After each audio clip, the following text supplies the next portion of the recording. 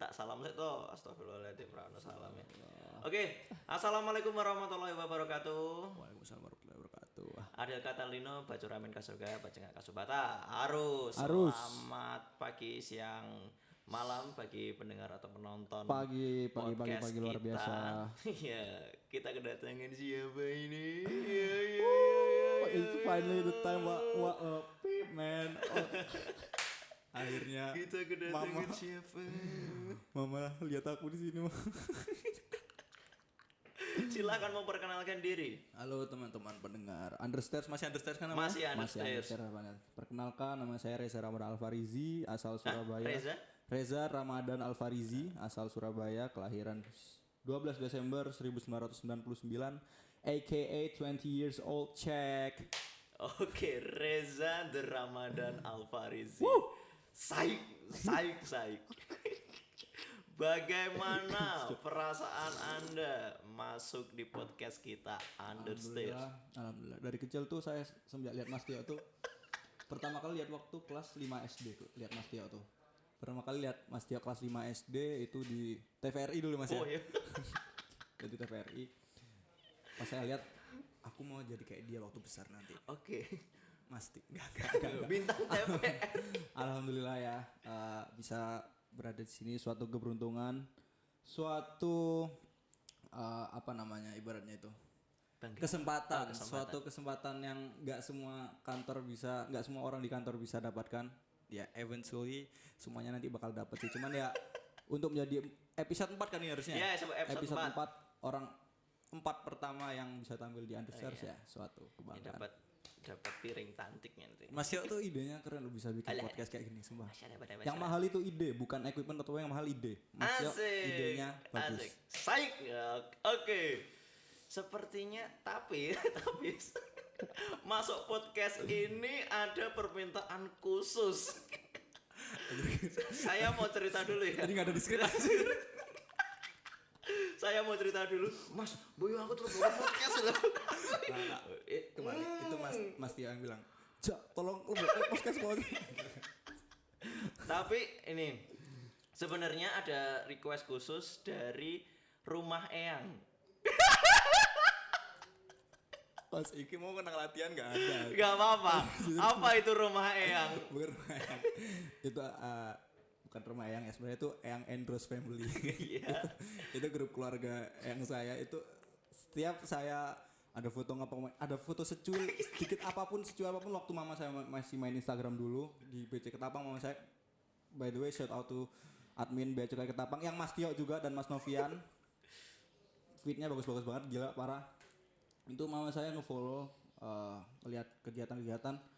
Walaupun ada foto saya sekecil ini daripada fotonya Mas Arif dulu yang ganteng-ganteng, Mas Vino siapa yang segini, saya segini fotonya tetap di capture dimasukin grup. Alhamdulillah anak mama masuk di grup. Wow. Bangga, sebangga itu. Mari kita apresiasi untuk mamanya Ita. You the best. Mama papa I love you. Untuk keluarga Eyang. Ya, keluarga Eyang. Oke, jadi dari situ menandakan kalau seorang Reza Alfarizi ini, Reza The Ramadan Alfarizi ini seorang yang family man. Is that right? Ya, keluarga saya yang membentuk saya menjadi family man, alhamdulillah. Iya. Oke, tapi seenggaknya faktanya kamu kerja di luar Jawa, jauh dari keluarga. Betul. Betul. Betul Bener. Gimiknya bagus sekali. Biasa konten. Oke. Bagaimana perasaan keluarga setelah tahu kalau misalnya kerja di luar Jawa, apalagi ini penempatan pertama ya di luar Jawa. Bagaimana perasaanmu dan perasaan keluarga?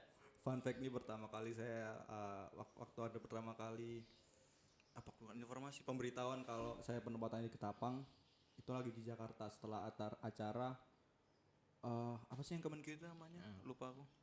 Acara namanya. Apa sih?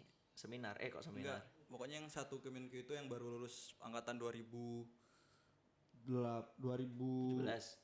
itu dikumpulkan semua dari berbagai jurusan, dikumpulkan di Gelora Bukan Gelora GBK. Itu abis itu saya kan balik ke rumah tante saya, soalnya kos-kosan udah habis. Saya balik ke rumah tante saya di Jakarta di daerah Pancoran.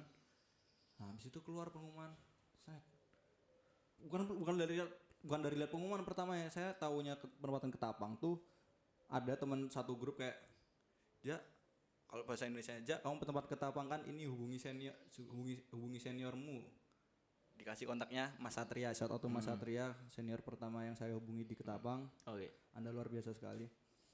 Nah, waduh, aku Ketapang ngomong apa ke orang tua? Aku pertama nggak ngira Ketapang Banyuwangi, Ketapang aku udah nggak mungkin aku Ketapang Banyuwangi, pasti Ketapang Kalimantan Barat pasti. Sudah mengerti ya.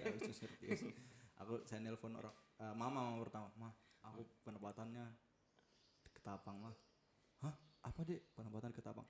Mama nggak ngomong apa, langsung dimatiin teleponnya. Saking kagetnya sumpah, langsung dimatiin sama mama teleponnya, langsung nggak ngomong lagi, terus langsung ngechat, "Dek, Ketapang, beneran Ketapang." Luar cari informasi, ternyata alhamdulillah Dek, mama tanya temannya mama, ternyata Ketapang ini gini. Nah, ya, bagus ya. Ya alhamdulillah masih kayak menghibur lah, one less problem to worry about. Mama saya masih Senang. alhamdulillah menyetujui, merestui lah istilahnya, ridho. Ya, oke. Oke, jadi oke lah ya Ketapang. Terima ya. Alhamdulillah. Ya, terima. Oke. Kan 2 tahun menuju 2 tahun ya? Menuju 2 tahun. Dari Junior banget Mas saya ini, Mas. Oke, menuju 2 tahun penempatan di Ketapang. Bagaimana sih perbedaan kan ya dulu kuliah kan ya sama yang sekarang? Gimana? Ada bedanya enggak atau sama saja? Sama kuliah. Sejujurnya setuju nggak sih Mas? Kalau kuliah kita tuh ya hampir-hampir sama kayak dunia kerja. Soalnya kan dosen kita kan isinya dari instansi. Sumbernya dari instansi-instansi, Ya. dari DJBC juga, pokoknya dari Kemenkyu lah ibaratnya ya. Kita memandangnya mereka masih sebagai dosen, iya, tapi sebagai tetap secara apa ya ngomongnya tuh. Pokoknya kita tetap melihat mereka sebagai atasan pegawai juga, sebagai senior. pegawai yang lebih senior, yang jauh lebih senior dan punya jabatan juga Iya, ya. Jadi jadi istilahnya ya jaga kuliah sikapnya itu membangun lingkungan kerja. Jadi ya, enggak benar. langsung jagedeg maksudnya. membangun Macet kaki. Jadi enggak jeglek lah ya. nggak langsung bam gitu ya kerja gitu. Shock deh, ya shock. Kerja gitu enggak. Jadi ibaratnya kayak bukan membangun lingkungan kerja, membangun habit kita di lingkungan kerja nanti seperti apa. Jadi ya nggak kaget-kaget amat ya, sama-sama pakai seragam tiap hari, ada ditentuin seragamnya tiap hari ditentuin pakai apa. Ya ibaratnya kuliah di PKN STAN ini membangun kita untuk belajar mematuhi peraturan dulu lah istilahnya. Kalau daripada ya yang saya garis bawahi itu membangun habitnya. Habit itu yang paling penting. Oke. Setelah masuk di Ketapang kan otomatis kayak OJT kan ya. OJT di PLI. Iya enggak? Enggak di Iya. OJT di PLI. Itu iklan layanan masyarakat. Itu. Iya. For your information, Eja buat iklan layanan masyarakat. Itu.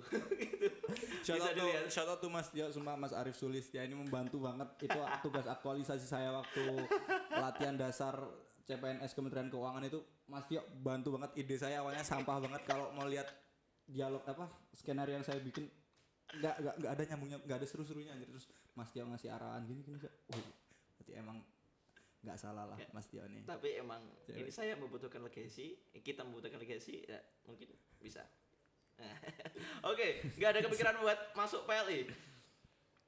Saya mah mumpung masih di kantornya nggak banyak kegiatan gini, mau intensitasnya. Bukan nggak banyak kegiatan, bukan berarti nggak ada kegiatan, enggak. Kerja tetap ada, administrasi masih banyak, cuman intensitas dibandingkan kantor bea cukai yang lain sih nggak terlalu padat. Ya tetap haruslah mau lah di seksi manapun untuk belajar ya perlu juga, biar nggak kaget-kaget amat nanti di kantor besar. Oke, jadi ya PLI ya, siap Pak Dimas. Oke, Reza Ramadan Alfarisi. Ya, Reza Ramadan, it's me. Oke, sekarang di seksi pelayanan kepabeanan dan cukai dan dukungan teknis atau disingkat PKCDT. Oke, jadi di seksi PKCDT ini berhubungan dengan pelayanan dan pengawasan. Benar sekali, pengawasan. Misalnya di Ketapang ini terkait Minerba Bauxit dan EPP PKC. Bener, ekspor. Ya juga ada yang lain sih komoditinya, cuman yang intensitasnya tinggi ya ekspor bauksit itu. Oke, kita Minerba bauksit lah. mau concern ke pengawasan minerba ini. Boleh. Kalau misalnya kan Reja ini sebagai petugas pengawasan kan, Iya, dan pelayanan juga. petugas pengawasan dan pelayanan. Kalau misalnya alur tata cara ekspor itu bagaimana sih? Kalau di kantor kita ini yang pertama terkait ekspor bauksit ya ini ya, yang saya jelaskan kali ini bauksit dari pengguna jasa yang ada itu pertama yang dilakukan adalah submit atau pengumpulan atau bahasa yang mudah dimengertinya upload lah ya, upload PEB mereka di sistem aplikasi yang namanya PEB juga. Sistem Siap. PEB itu pemberitahuan ekspor barang. Setelah submit PEB kemudian akan dilakukan proses analyzing point yang dilakukan dari unit P2 itu penindakan dan penyidikan di lantai Siap. 2 seksi di atas sana Siap. oleh petugas dari sana. Setelah itu dicek di portal INSW itu Indonesia National Single Window.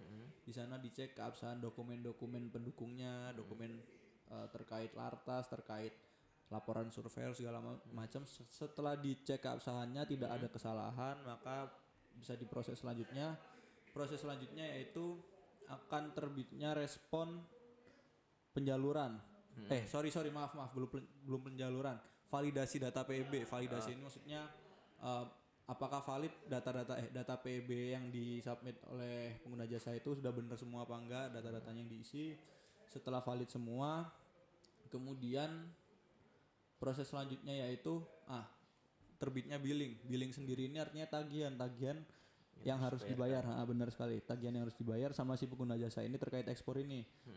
Terkait tagihannya berisi bea keluar, terdiri dari bea keluar, terus sama PPh ekspor pasal 22 terkait ekspor minerba seperti itu. Setelah semua tagihan dibayarkan sama si pengguna jasa dan sudah terbit BPN itu bukti penerimaan negara, ibaratnya bukti bayarnya si pengguna jasa itu. Pengguna jasa kan mengirimkan BP-nya ke kita, berarti ini loh kami sudah bayar. Setelah itu bisa diproses di sistem untuk proses selanjutnya yaitu waktunya penjaluran. Penjaluran ini sendiri dibagi menjadi 3 yaitu jalur merah, hijau, kuning. Jalur merah kalau ekspor bauksit di kantor kita ini termasuk jalur merah karena bauksit ini termasuk komoditas yang termasuk dalam larangan dan pembatasan Atau lartas. dari Kementerian apa Mas Tia kalau boleh tahu? Kementerian Perdagangan. Luar biasa Mas, ini tahu semua loh. Luar biasa nggak sih? Idaman banget nggak sih Mas Tia? Ya lanjut terus Setelah itu sampai mana tadi? sampai Kementerian Perdagangan, Kementerian Perdagangan. termasuk lartas. Oh termasuk lartas, iya. Sama juga jalur merah karena dikenakan bea keluar seperti itu. Karena dia termasuk komoditi yang dikenakan bea keluar. Nah, setelah termasuk jalur merah kan bauksit tadi, maka akan terbit respon selanjutnya yaitu pemberitahuan pemeriksaan barang. PPB ini nantinya akan diberikan ke pengguna jasa. Pemberitahuan ini berguna untuk memberitahukan ke mereka gitu loh kalau barang mereka ini akan diperiksa, akan dilakukan pemeriksaan fisik. Tentu saja pengguna jasa perlu tahu lah kenapa harus dilakukan pemeriksaan fisik. Nah, di pemberitahuan ini ada keterangannya nanti. Setelah itu setelah keluar PPB maka akan dilakukan pemeriksaan fisik oleh petugas bea dan cukai dari kita ini Mas Tio. Siap. Dilakukan pemeriksaan fisik, kemudian pemeriksaan fisik ini akan menghasilkan yang namanya catatan hasil pemeriksaan. Ya, hasilnya pemeriksaan fisik tadi. Catatan hasil pemeriksaan fisik inilah sebagai dasar untuk yang akan dijadikan dasar untuk membuat laporan hasil pemeriksaan. Laporan hasil pemeriksaan ini nanti direkam sama petugas bea cukai kita juga. Direkam di sistem. Setelah direkam LHP ini akan terbit respon selanjutnya yaitu yang namanya nota pelayanan ekspor. Nota pelayanan ekspor ini artinya pelayanan ekspor yang diajukan itu sudah dilayani sama kita seperti itu Mas. Jadi NPE ini hadir untuk sebagai dasar. Sebagai dasar untuk salah satu dokumen pelengkap untuk terbitnya surat persetujuan belayar yang diterbitkan oleh Syah Bandar. Ya, Syah Bandar benar oleh Syah Bandar. Ke negara tujuannya. Untuk menuju ke negara tujuan selanjutnya seperti itu Mas Tio. Oke, sebegitu memang itulah alur ekspor. Alur ekspor Nah, jadi kalau seperti misalnya teman-teman atau apa mau mengekspor sesuatu, enggak harus bingung atau apa, emang begitu alurnya. Kalau misalnya masih ada yang mau ditanyakan, bisa ke kantor kita atau bisa lewat. cek di IG gitu kan Mas Tio, di web juga banyak kok. Oke, Seperti itu. selanjutnya kita melakukan pengawasan di tengah laut. Benar enggak? Bener Mas Dio, bener sekali. Literally di tengah laut. Literally in the middle of Itu the sea, man. literally di tengah laut. Itu middle of the sea. Ya. Oke. Apa Gimana yang tuh? kamu persiapkan sebagai Oh, petugas iya. pengawasan? Kalau Apa yang kita yang kita kami. harus persiapkan ya. Kami. Iya, saya juga. Iya. Pertama, untuk administratifnya dulu lah ya. Dokumen administrasinya perlu tentu. Dokumen administrasi ini terdiri dari surat tugas sama surat perjalanan dinas. Tentu saja dokumen ini penting sekali karena itulah dasar kita menjalankan tugas kita sebagai Mas Tio. dasarnya ya. Sebagai dasar. Kalau nggak ada itu ya ketika nanti terjadi sesuatu di lapangan yang nggak menutup kemungkinan ya tidak bakal terjadi sesuatu. Nah kalau nggak ada dasar ini kayak tentu saja bakal kerepotan kan nanti Iya. Mas Tio. Oke. Setelah itu pastinya APD. APD, alat pelindung, Oh, pelindung alat diri. pelindung diri. Kalau untuk kita khususnya di laut ini ya, tentu saja yang diperlukan yaitu yang pertama pelampung. Karena di tengah laut ya nggak menutup kemungkinan kita nggak tahu nggak tahu apa yang bakal terjadi ya. Nauzubillah, semoga kita aman-aman aja. Amin. Terus Pelampung, kemudian masker sebelum wabah COVID-19 sebelum ya. wabah COVID-19 ini emang kami udah harus pakai masker Mas Tio. Soalnya ya kita komunikasi sama orang banyak, nggak menutup kemungkinan juga untuk tertular, mungkin mereka juga ada penyakit apa juga. Iya, flu juga penyakit juga Iya. Mas Tio, bener juga. Kemudian sarung tangan sama halnya seperti masker lah ya. Juga sama Kacamata. kacamata. Ini kenapa kacamata itu penting? Karena remahan box itu Iya, jadi dibayangkan aja ya kalau misalnya kita melakukan pengawasan kan adanya MV sama MV mother vessel ya, kapal besar. sama di sini ada Kapal takbut sama bawa tongkang ya. Sama Tongkang. tongkang. Nah itu ada keren yang Nah, bener. nyaruh apa Yang mengambil mengambil dengan keren seret, kemudian kan pasti ada remahan-remahan yang jatuh tuh dari kan dia dimasukin ke MV-nya gitu lah. Itu- Kan kita kan ngawasi dari bawah kan dia, kalau misalnya remahan jatuh, kalau misalnya Oreo nggak apa-apa, ya misal orangnya baunya kita remahan segini, kalau ini remahannya 10 kilo nggak tahu. ya Gila, jadi seperti itu. nggak cuma melindungi mata tapi ya, Rata-rata keren segitu tuh muatannya 7 ton soalnya satu kali 8 gini 7 ton loh ya kali kan. iya, jadi ya itu alat pengaman diri kita ya. Jadi kalau Ya, seperti misalnya itu. terkena remahan Enggak remahan sih, bukan remahan ngomongin sih. ya gerojokan. Oke, lanjut. Oke, semua jadi harus kita bawa ya. Benar. Sebelum kita berangkat melakukan pengawasan harus kita bawa semua APD itu. APD. Ya. Tapi dalam waktu sekitar 1 menuju 2 tahun ini kan ya, sebagai petugas bea cukai yang melakukan pengawasan mungkin setelah di OJT paling ya sekitar ada 1 tahun lah ya. OJT 3 bulan tapi Ya, CPNS-nya 1 tahun. Ya, maksudnya bisa Ya kan masa awal-awal gitu masa lah ya. awal kan pasti sudah ada cerita mengenai pengawasan. Bisa di-sharing gak sih ke kita, apa sih pengalaman apa sih yang bisa di-sharing ke kita? Pengalaman yang paling menarik aja ya menurut saya. Iya. Mas Tio ketawa tuh saya udah tahu saya mau cerita apa. Iya apa? 5 Agustus 2019. Pertama kali Mas Tio pindah ke seksi penindakan dan penyidikan waktu itu ya. Pertama kali Fitnah. pergi ke laut untuk melaksanakan tugas pengawasan sama saya. Iya, bagaimana itu? Awal berangkat waktu masih di Muara, ini naik lotok nih kan kami berdua nih. Saya di Muara, masih bercanda-canda tertawa bersama makan bareng. Asik. Mas Tio ngomong, "Ayolah, kuat-kuatan nanti kita siapa yang keluar kuat-kuatan Allah, ayo." Udah Mas, saya sebagai junior ya. Iya, siap Mas. Seret ombak mulai besar. Enggak ya, itu waktu itu dia juga menantang ya. Enggak. Oh, ayo, Ada videonya bisa saya putar sebenarnya di sini. Cuman ini kontennya Mas Tio, jadi saya nggak enak jadinya kalau masuk video ini. Seret. Bergoyang-goyang masuk. Udah makan airnya nyiprat ke kita kan. Seret, tiba-tiba ada cipratan air. kok warnanya beda, kok kayak bukan busa. Ludahnya Mas Tio. Eksplisit ya. Mas Tio saking paniknya. Dola semakin besar, ombak akhirnya udah sampai di bawahnya MV ini udah mau merapat. Tiba-tiba, ayo Mas Tio kita naik Mas Tio. Si. Tiba-tiba ada yang bersujud. Ya, jadi begini nih, jadi begini. Saya kan itu dari Anda. Saya memberikan saya berikan reaksi apa namanya. Jadi emang benar sih. Kita tidak bisa memprediksi bagaimana keadaan Cuaca, di laut. bener. Cuaca di laut. Kita awal tuh memang masih biasa Masih aja. tenang. Masih tenang di muara, tapi kalau udah sampai di tengah, jujur waktu itu ombak udah tinggi. 2 meter lah, 2 meter. Ya itulah ombak sudah tidak bisa ditolerir lagi. Dan jujur kita juga bukan orang yang bener-bener orang Kita laut bukan laut orang banget. super, tapi ya bagaimanapun. Wajar lah. Iya seperti itu. Tapi Tapi bagaimanapun sampai mengeluarkan ya nggak usah ditekankan di situ ya. Anda tidak boleh menekankan di situ. Tapi proses pengawasan bagaimanapun itu harus tetap berjalan, dilaksanakan. tetap harus dijalankan gimana pun juga tetap. Tapi walaupun ya kita harus kasarnya sacrifice. Iya. Walaupun masih sampai atas kapal pucet ya enggak apa-apa. kayak mayat berjalan nggak apa-apa. Sudah, oke. Itu kalau paling menarik itu sih menurut saya. Paling saya inget.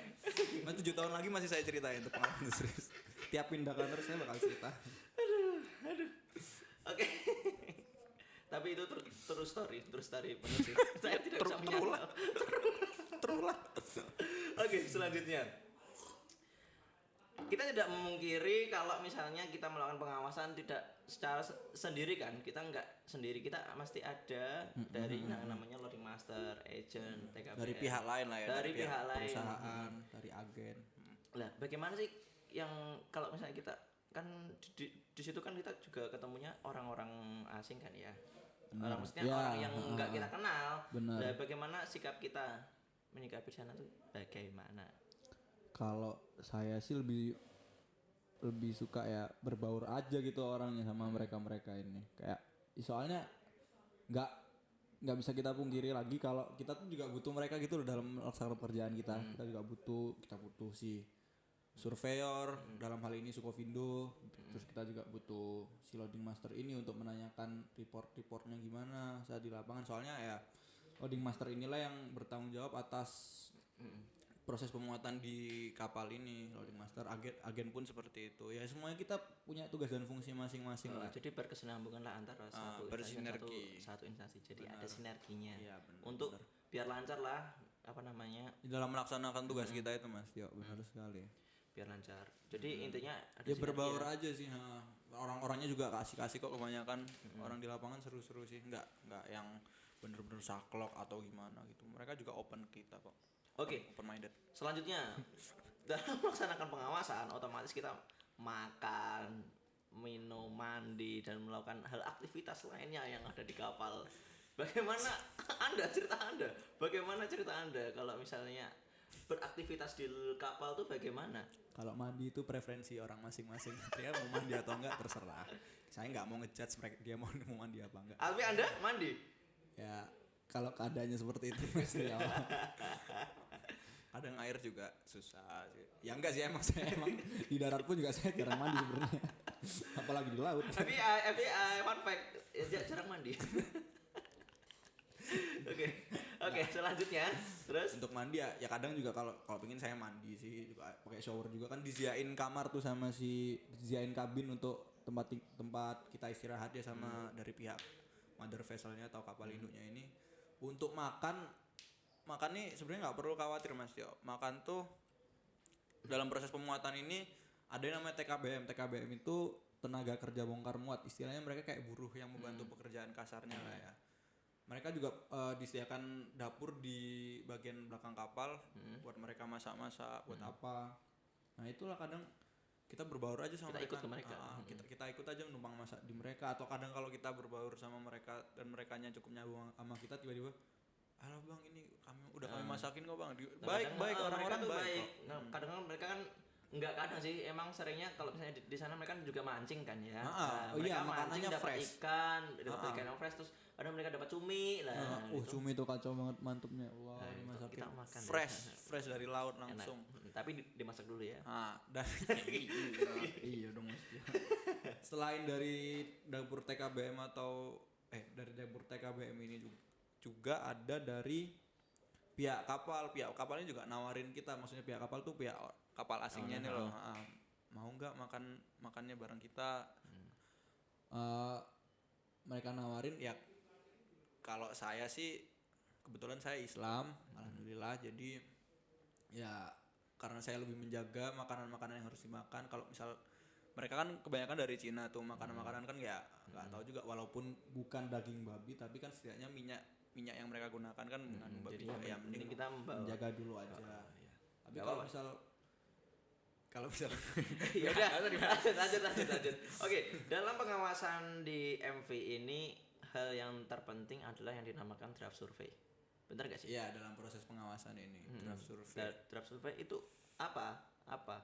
Bisa Draft. dijelasin ke teman-teman. Draft survey ini merupakan suatu kegiatan perhitungan draft pada kapal. Draft itu kalau para penonton tahu, para pemirsa setia tahu,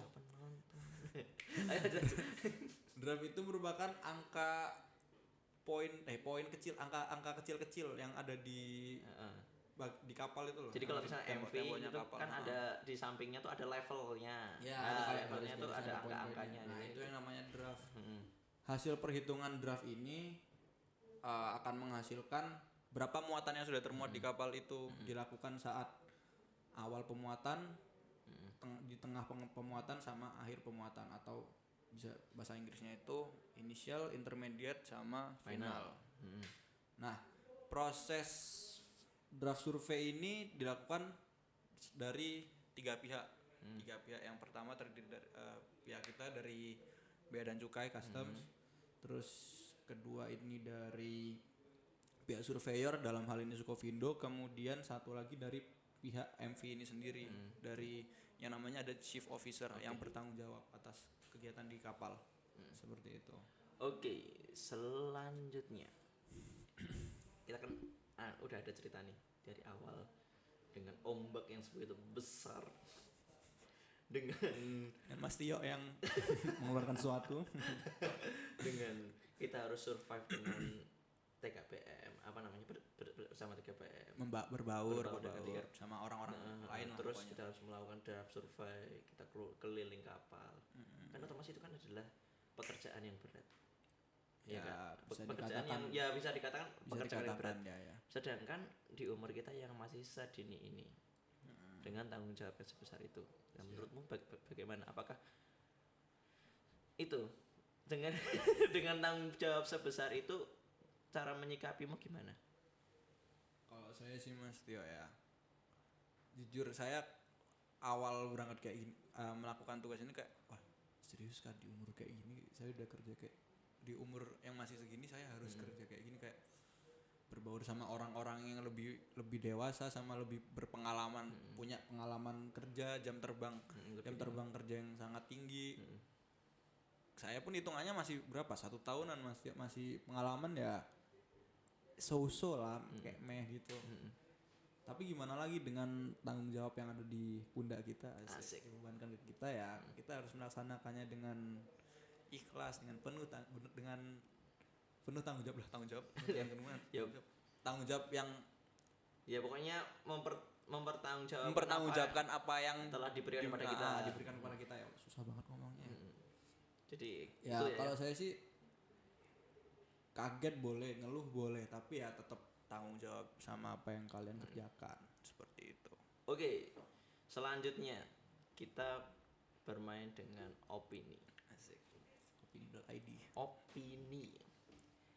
Kerja di home base bakalan lebih niat. Menurutmu bagaimana? ini Mas Tio. Kalau ini preferensi saya ya, menurut saya kan Kalau saya sih nggak harus di home base. ya kalau bisa di home base alhamdulillah, cuman kalau saya sih nggak harus di home base. Kalau saya mah yang penting the people surrounding orang-orang yang ada di lingkungan kerja saya tuh.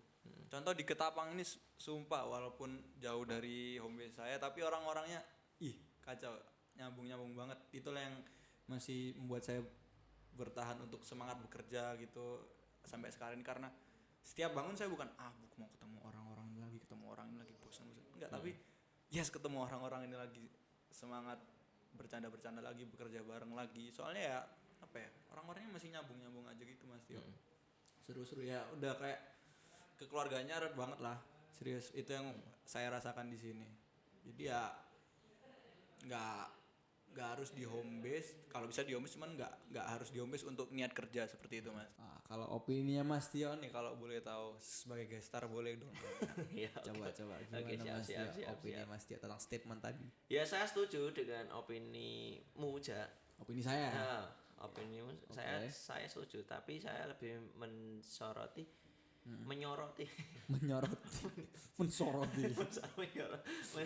jadi lebih menekankan di kalau misalnya saya tuh nggak bisa membandingkan pekerjaan saya dan pekerjaan yang ada di home base. Misalnya literally kan pekerjaan saya ada di luar Jawa, jauh dari home base, dan mereka memiliki pekerjaan yang ada di home base. Nah, saya tuh nggak bisa membandingkan, kan terkadang level stres atau level pekerjaan kita sama pekerjaan yang di sana kan beda kan. Walaupun mereka di home base, mereka juga punya stres levelnya sendiri-sendiri, ya enggak? Benar. Mereka juga punya masalah untuk dipikirin sendiri gitu loh. Nggak gara-gara mereka di home base jadi mereka nggak punya beban gitu maksudnya. Betul. Iyalah, bener juga. Setiap orang fighting their own problems masing-masing. Asik. Jadi ya saya nggak bisa bandingin mereka, saya nggak bisa bandingin ke pekerjaan saya. Benar. Jadi kita punya pekerjaan segini, stress levelnya segini, mereka punya pekerjaan segini, stress levelnya segini. Mungkin dengan kita pekerjaannya di sini di luar home base, mereka mungkin lebih stresnya lebih daripada kita. Jadi pekerjaan mereka pasti lebih dibebankan ke mereka lah, lebih banyak yang dibebankan. Otomatis ya saya nggak bisa membandingkan itu, benar. Tetapi karena mereka udah punya privilege tersendiri. Privilege mereka di home base tersebut. Mereka punya pekerjaan di home base, mereka lebih dekat dengan keluarga. Namanya make the best of it lah ya. Jadinya kerjakanlah pekerjaan itu dengan baik. Bener. Ya saya setuju yang tadi, bener. Enggak harus yang di home base, kita juga harus kita juga kerja yang di luar home base, tapi kita juga harus bekerja keras. Yang di sana karena udah privilege untuk di home base, makanya yang tapi bener statement yang tadi Mas Tio itu keren. Sadness is not a competition, bukan berarti karena kita yang paling jauh di sini, bukan berarti cuma kita yang boleh ngeluh, orang lain juga boleh ngeluh, pasti bener juga Mas Tio. Betul. Pola pikir yang keren, hebat. Oke, selanjutnya the last question. Saya mungkin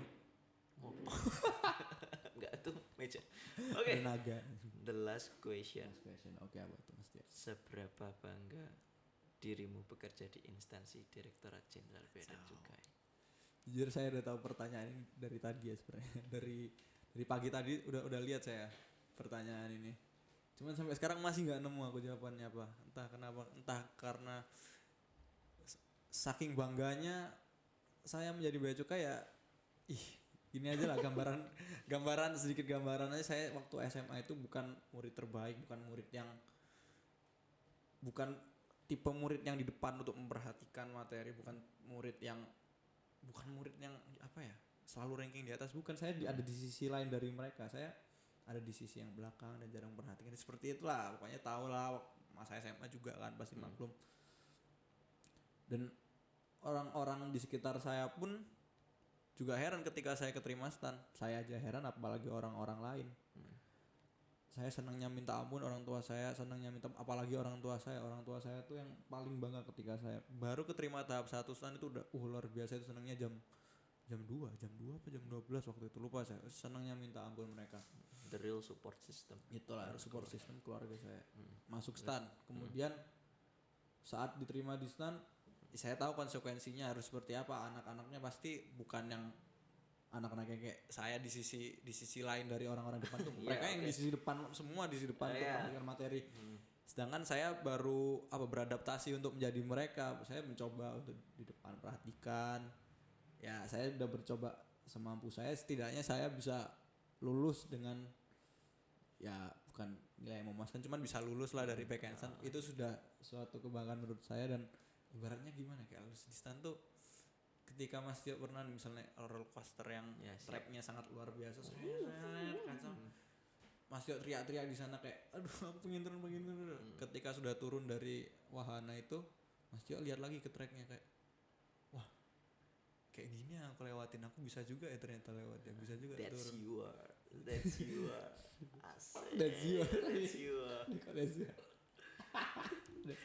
Itulah dirimu. Bener-bener kayak itu yang saya rasakan, kayak alhamdulillah bisa lulus dari sana, apalagi saat masuk di instansi DJBC ini. Wah, luar biasanya. Saya pakai seragam ini nggak akan pernah saya mengkhianati seragam ini. Asik. Demi apapun nggak akan pernah saya mengkhianati seragam ini. Eja, kebanggaan keluarga. Itu Asik. apalagi keluarga tuh, ya Allah. Nggak boleh nangis di sini.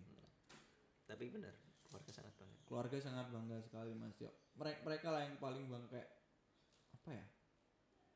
Ini dari ibaratnya nih, kayak yang saya bilang tadi waktu masa SMA, nggak usah dari SMA nih, dari kelas 1 SD, sumpah. Dari kelas 1 SD sampai kelas 3 SMA tuh nggak pernah orang tua saya kayak yang terima rapot, terus yang alhamdulillah adik saya dipanggil adik, alhamdulillah adik ranking berapa, nggak pernah nyebut ranking berapa, kayak masih untung tuh kamu naik kelas, kayak dia kayak gitu banget. Cuman itulah yang dia mau sampaikan, kayak ya alhamdulillah bisa naik kelas, cuman nggak pernah yang hasilnya membanggakan. Nggak pernah orang tua saya yang habis ngambil rapot terus langsung moodnya happy gitu, tone-nya happy, nggak pernah. Cuman dia inilah ketika saya Tapi kali ini keterima di udah masuk di instansi DJBC ini, emang udah beda rasanya. Mood orang tua saya kayak ya beda lah, gak kayak dulu walaupun ya dengan cara harus meninggalkan orang tua di home base, dan suatu hari pasti saya akan kembali. Amin ya Allah. Amin. Gak apa-apa, saya harus berkorban dulu, setidaknya mereka bangga lah punya anak yang bisa masuk di instansi DJBC ini. Kementerian Keuangan, yang kementerian yang kalau kata orang-orang sih ya, kata orang-orang cukup menjanjikan, sangat menjanjikan malah. Itulah saya sangat bersyukur untuk masa kedepannya. Untuk kedepannya seperti itu Mas Tio. Jadi buat teman-teman aja, kita ini semua, entah kita bekerja dimanapun, kita adalah kebanggaan dari orang tua. Iya. Kalau misalnya kita lagi ngelukro atau kita lagi lack of motivation, Lack of motivation, anjir keren banget. Lack of motivation Mas, bahasa Mas Tio keren. Jadi ingatlah orang tua kita seberapa bangga mereka. Ingatlah alasan sama kita. kamu berjuang di sini tuh untuk apa? Nggak cuma orang tua yang punya pacar, ya juga buat pacarnya ke depannya, mau lamaran. Ya siap. Oke. Oke, lanjut.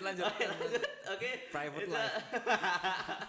Terima kasih Mas sudah Tio. Terima kasih mau menjadi narasumber di Understairs ini. Terima kasih sudah diundang Mas Tio.